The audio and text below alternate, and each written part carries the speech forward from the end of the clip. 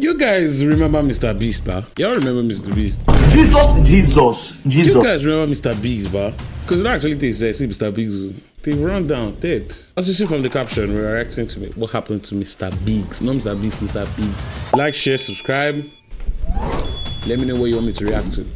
At a particular point in time, Mr. Biggs was the largest restaurant chain in West Africa, with over 175 restaurants across 40 cities in Nigeria and Ghana. The sight of buildings with the yellow bee and the red background was a sight that brought happiness and a craving to have your stomach filled, because it was a home away from home for everyone, regardless of their age, religion, ethnicity or social class. But as the years rolled by, Mr. Biggs became a shadow of what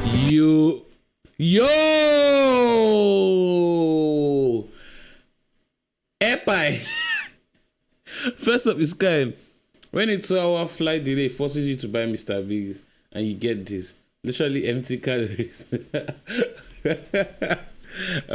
Now the caption is crazy. It used to be. But as the years rolled by, Mr. Biggs. Wow. Literally a shadow of itself. Became a shadow. There's someone like this in area, I don't know, area 1, maybe area 3 in Abuja. Mr. Biggs, you just see them run down. Of what it used to be. So what changed? How did it get so bad that UAC had to sell about 50% stake to a foreign company? This crazy truth about Mr. Biggs, it's a story filled with greed, negligence, business suicide, and rivalry. So sit back and relax as we journey through the crazy truth. If you got, it's everywhere now. About Mr. Biggs. Chapter 1. In the year 1985, the Nigerian landscape was undergoing a massive transformation as the then head of state, General Muhammadu Buhari, was overthrown in a palace coup by the Chief of Army Staff, General Ibrahim Babangida. Amidst all of this transformation was when the seed of what will become one of Nigeria's most iconic fast food brands was being planted. UAC Restaurants, a subsidiary of UAC. Now, for those who don't know what UAC means, it means United Africa Company. Y'all know UAC now, like they literally packaged the biscuits we ate during our childhood. Wait, hold on, my camera. Hold on. Okay, we're back. UAC had been exploring opportunities to diversify and expand its business operation. The concept of fast food was still relatively new to Nigeria as at that time, but UAC Restaurants saw an opportunity to introduce a new dining experience to Nigerians. Their sole aim was to provide good food, a welcoming environment, plus a consistent customer experience, catering to local tastes, while also introducing new culinary experiences to the urban population and their evolving lifestyle, just like McDonald's did in the United States. And so, in the year 1986, the first Mr. Biggs outlet opened its doors in the bustling metropolis of Marina, Lagos, Nigeria. Wow. Enjoy your new world of experience in delicious snacks, Mr. Biggs. The restaurant was strategically located to initially attract office workers and business people, providing a convenient and welcoming environment for them to eat and have conversations simultaneously. And over time, with its distinctive signage, Mr. Biggs quickly became a recognizable brand, to the point that an outing to Mr. Biggs was the prize for doing well in school. Bro, this guy could not be more correct. Literally, Momsy driving from work or wherever, picking me up from primary school. Me looking the window. Mommy, see, Mr. Biggs. Momsy, don't disturb me, Jerry, don't disturb. Mommy, please. I swear, it's now be like, the reward, go Mr. Biggs.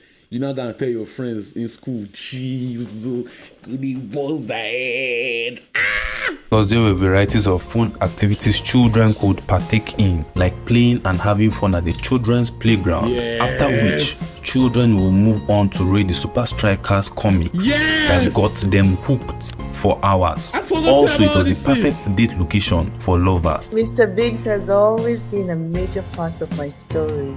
It was at Mr. Biggs I first met their father. And you will also find families there in their numbers during festive seasons like Easter and Christmas, and on a weekly basis after Mostly Jumat Easter, prayer though. on Fridays and church service on Sundays. You know, Yeah, with all this Muslims, attention and Muslims should accolades they received, it made them feel like the king of the market, and this made them see themselves as the McDonald's of Nigeria, which truly they were at that time. But little did they know that while they were basking in the feeling of being an industry leader, a chain of competition was rising fast, and this chain of competition would play a part in turning Mr. Biggs into a shadow of what it used to be. Damn. So a quick one, after watching this video till the end, kindly like, drop a comment and subscribe to the channel video till the end. So a quick one, after watching this video till the end, kindly like, drop a comment and subscribe to the channel for more videos such as this. Thank you so much. I really do appreciate. Now let's get back into the video.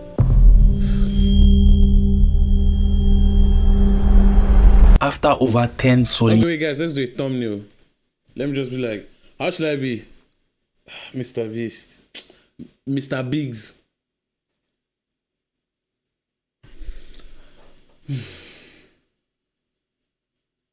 That's a W thumbnail. That's a W thumbnail. W thumbnail. years of being the market king, Mr. Biggs had laid the foundation and established the fact that a quick service restaurant market in Nigeria was not only possible, but it was also highly profitable. Consequently, other fast food chains sprung up, giving Mr. Biggs a run for its money. So therefore, with the outbreak of other restaurant chains like Sweet Sensation in the year 1994, Tasty Fried Chicken in the year 1996, and Tantalizers in the year 1997, Mr. Biggs went on a rebranding spree in order to maintain its status. So it devised means to lure new customers and also keep old ones, which was one of the reasons it saw the need to come up with new slogans over the years, like "What a delicious experience," "Good tastes," "Always good." At some point, the letter B on the company's logo had to be rebranded just to appear new and better to the general public. The pressure was so much on them to the point that in the year 2002 they went into a partnership with Mobil Oil, an oil marketing giant, which meant anywhere you saw a mobile filling station, you would most likely have your fuel tank filled and your stomach filled also. The partnership was brilliant and mutually beneficial. For Mobil, it gave them an edge over competitors because it gave customers the chance to kill two birds with one stone by making a single stop for both food and fuel. On the other hand, even if Mobil customers were not initially interested in getting food, the sight of a Mr. Biggs restaurant plus the aroma from inside the restaurant was definitely irresistible. You know, later that same year in 2002, Mr. Biggs' franchising model was conceived. A reputable worker was sent to Scotland to study the operations of quick service restaurant chains that had global dominance like McDonald's. When she returned to Nigeria, she advised the adoption of a model that featured a mix of franchising and homegrown branches. Now, to put this into perspective, it meant that 10% stake of branches nationwide would be owned by franchisees, while the other 90% would be owned by UAC itself. In fact, they believed they had struck gold and diamond because this was about to make them a more viral and everywhere you go kind of brand. It meant you will start to see Mr. Biggs on almost every street because they gave random investors total permission to use the name Mr. Biggs to open outlets and sell food across the country. So top guys at UAC began giving out Mr. Biggs franchisees to their wives, side chicks, friends, and so on, without ensuring that these people were adequately qualified to run the business. And this obviously meant there would be brand dilution and a drop in standard will become the norm. And obviously, just as you predicted, things began to fall apart. Ew, no. Why would they do that to themselves? Why would they do that to themselves? So I'm meant to be looking here, Mr. Biggs' expansion and franchising was initially widely seen to be successful in Nigeria and Ghana. As at 2006. So wait, can we all agree that Ghana is like Canada, then Nigeria is like USA? It's not me that brought it. I heard this somewhere and it all clicked in my head. I don't know if y'all fuck with it too. However, things started falling apart when they became unable to uphold the reputation of excellence that made people love them. While a greater number of franchisees supported the expansion plan, they failed to see that it also adversely affected quality control. Franchisees would do things their own way or cut corners to save costs, which is why the more they expanded, there was hardly a unified Mr. Biggs standard nationally or even across the same city anymore. Now, to put this into perspective, the Mr. Biggs in Maryland would have a completely different menu from the one at Ogudu. And just as some of us know, the distance between Maryland and Ogudu is about 3 kilometers, which is not that far. Their biggest seller, which was meat pie, was nothing to write home about anymore. Bro, their meat pie used to boss. It's used to make sense. I don't know if you understand what I'm saying. They were the reason I started liking meat pie. I swear. You had to be there. You had to be there. You legit had to be there. There's no other way for me to sugarcoat it. You had to be there.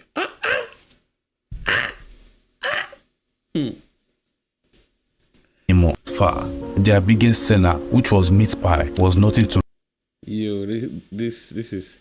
Yeah, there's one time that meat pie started tasting like looking like barf, like for me. It's like write home about anymore, because the one sold at Victoria Island will taste completely different from the one sold at Ikorodu. So it just felt like every outlet had different chefs doing experiments with our taste buds, and that is so unacceptable. So therefore customers had to search elsewhere, since Mr. Biggs could no longer provide constant quality experience across all outlets. And you know, the funniest part in all of this was that UACN intentionally cut franchisees loose from their supply chain and allowed them to find their own supplies. And sincerely, it was not surprising when many franchisees started backing out based on claims that the hardship of operating a restaurant business in Nigeria was unbearable, and they cited issues such as unreliable power supply, cutthroat electricity bills, supply chain issues, unnecessary government levies, as well as the familiar issue of workers playing smart and stealing from the business. And then in 2013, something surprising happened. A leading food brand in South Africa, known as Famous Brands, bought a 49% stake in UAC Resturant, Mr. Biggs' parent company. By this time, the restaurant sales and national presence had already started dwindling. Perhaps UAC hoped that Famous Brands will restore the restaurant to its former glory. Famous Brands was equally excited to be partnering with UACR in light of their ambition to increase their African footprint and reach. Despite the fact that it started like a promising partnership, Mr. Biggs' reach continued to recede, and by 2015, its number of locations had decreased to 153 outlets. Amidst all of this, in July 2019, the brand tried to revamp once more with the launch of express kiosks at a few strategic points in Lagos, taking a cue from Chicken Republic and Sweet Sensation. The kiosks were a brilliant, inexpensive strategy for targeting the city's high pedestrian traffic. What's crazy is that check Chicken Republic, they use this thing very well. The kiosk, you go there, you see meat pie, this one down. It won't last for long because customers started complaining again that the food and snacks are not what they used to be. Before the conclusion, Chicken Republic, your meat pie is ass. I just have to say it. Which are the tantalizers? Your food is ass. Chicken Republic, your chicken is okay. But that meat pie, that kiosk that people used to put outside, don't remove it. Like just either you come and put better people there that will cook things, or just remove it. Like just use bulldozer and clear everything out. Just scrape it off the earth. It's not meant to be there. It's horrible. With all of that being said, you know I am curious. Assuming Mr. Biggs carries out a complete overhaul of not just its menu, but its entire management to fast-thinking Gen Zs and millennials who understand the current market vibes, tastes, and business model. Do you think Mr. Biggs still stands the chance to reclaim its position and dominate the market again? Especially now that we have a good number of brands trying to dominate the market. So let me know. They are bringing shit like Burger King and KFC to Nigeria. We have Mr. Biggs. If you give somebody brilliant person this, give Hilda Bassett restaurant, it will pop up. Give me that restaurant, it will pop up. I swear. They needed the younger minds. They were just maybe I'll pitch fresher ideas, fresher minds help businesses grow, so that the target audience now. I'm yapping. Business ideas. Thank you for watching the video, guys. That'll be all. Like, share, subscribe. Peace out. No, actually do subscribe. If not, I'm going to come for you.